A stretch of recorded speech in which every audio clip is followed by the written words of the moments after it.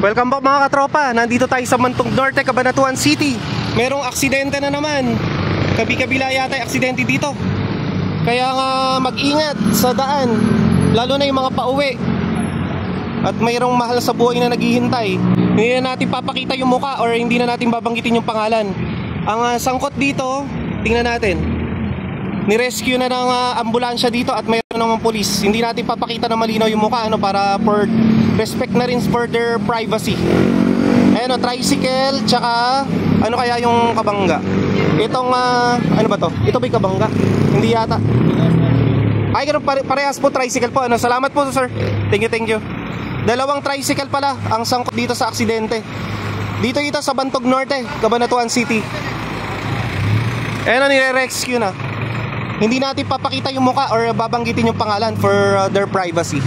So mga katropa, yung mga papauwi, ingat. Doble ingat. Lalo na kapag yung mga inaantok or whatnot, or yung iba mga nakainom, pahinga muna para iwas aksidente.